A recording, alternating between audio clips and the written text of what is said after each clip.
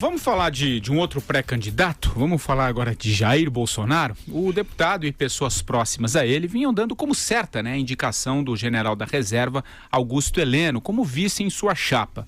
Não deu. O PRP, o Partido Republicano Progressista, legenda do general Augusto Heleno, rejeitou uma aliança com o PSL. Após o anúncio, o militar disse que vai se desfiliar da sigla. Com a desistência, o PSL procura agora novas alternativas. Uma delas é a advogada Janaína Pascoal, que ficou conhecida durante o impeachment de Dilma Rousseff.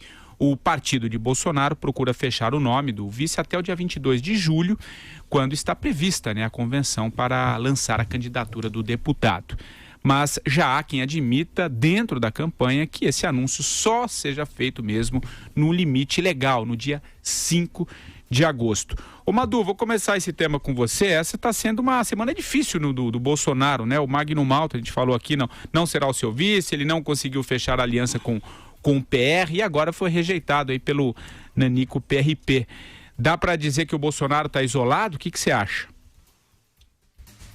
Lembra aquela historinha infantil, que tinha no disquinho, Quem quer casar com a senhora baratinha, que tem fita no cabelo e dinheiro na caixinha. Ninguém queria casar, ninguém quer casar com o Bolsonaro, assim, na chapa, Tudo que ele, digamos, teria, entre aspas, de características interessantes, de atrativo, também afasta, os políticos, afasta as pessoas de se aliarem ao Jair Bolsonaro. Se ele, por acaso, porventura, fechasse uma chapa com o general Heleno, na reserva, já da reserva, mas ficaria uma chapa extremamente militar, Ficaria muito complicado para ele, realmente, explicar para uma grande parcela da sociedade o que queria dizer ter um vice e um general, Aliás, teria um problema grave de hierarquia, que nas nossas Forças Armadas é importantíssimo. Jamais um general poderá prestar continência ou aceitar ordens de um capitão, Por mais que os dois estejam já fora da caserna, mas isso é muito forte. O problema do Bolsonaro é esse, quer dizer, tudo que ele tem que agrega, é também aquilo que afasta.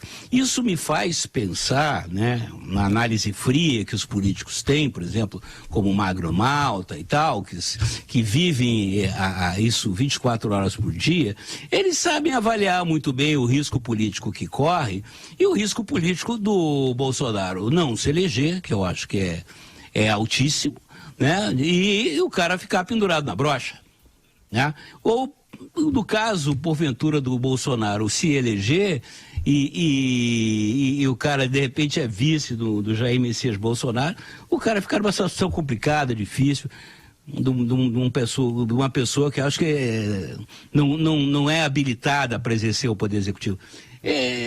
Essa questão do Bolsonaro, eu acho que é isso. Quando o sujeito se radicaliza, ele se isola. E é o preço que paga o cara que radicaliza, esse isolamento, essa dificuldade que você tem de compor, porque o cara que é radical, ele não compõe, então é pior para o Bolsonaro. Eu fico curioso, a Janaína Pascoal, por exemplo, seria que eles iam de repente competir em histrionismo. E, sinceramente, não vejo do perfil político da Janaína Pascoal nenhuma identidade, nenhuma convergência com o perfil político do Jair Bolsonaro. Eu fico curioso, queria ouvi-la, a Janaína Pascoal, sobre esse assunto.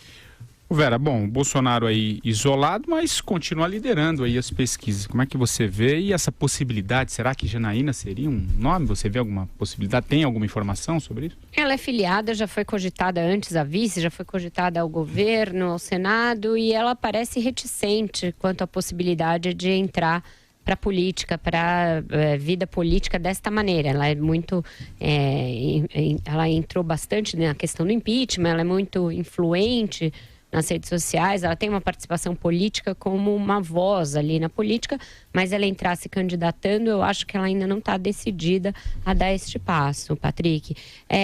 Eu acho que esses 2 episódios em dias consecutivos são muito ruins para o Bolsonaro, para essa ideia que ele tenta passar de que que é alguém que está buscando ampliar o seu grupo, ampliar os seus apoiadores, sair daquela candidatura que fala só para uma faixa do eleitorado mais radicalizada, só para aqueles seguidores mais apaixonados por ele, etc. Então, essa dificuldade de ir além dos limites do minúsculo PSL projetam uma dificuldade futura para alguém que quer ser presidente da República. E uma dificuldade importante. Sem Congresso, sem apoio de partidos políticos, sem partidos que estejam dispostos a abraçar o seu projeto, que ainda não se sabe ao certo qual será, que ele diz que ainda está sendo construído e que o Paulo Guedes vai fazer e que ele vai mostrar no tempo correto. Então, sem esse aval de qualquer sigla partidária, ele fica um candidato muito sectário, um candidato muito restrito a esse grupo, com dificuldades de expandir o seu eleitorado. Tem uma entrevista hoje interessante do presidente do GPP, um Instituto de Pesquisa do Rio, uma entrevista no jornal Valor Econômico, em que ele fala sobre o Bolsonaro, que ele estaria assim no teto, no entender dele, e que estaria trocando de eleitores. Então, tem aquele eleitor mais fidelizado que fica, um eleitor que vira Bolsonaro, mas vê o que o Bolsonaro fala e sai, e outros que vão chegando pela onda Bolsonaro.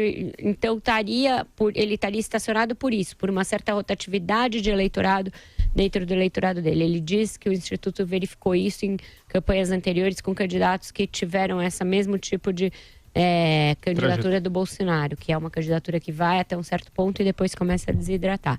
A conferir. A gente ainda não tem elementos empíricos de que ele está desidratando ou de que ele tenha chegado ao teto, mas essas notícias de isolamento, de dificuldade de fechar acordo, contribuem para isso, para essa percepção de que ele vai ter dificuldade de cruzar o próximo portal aí para se tornar um candidato mais amplo.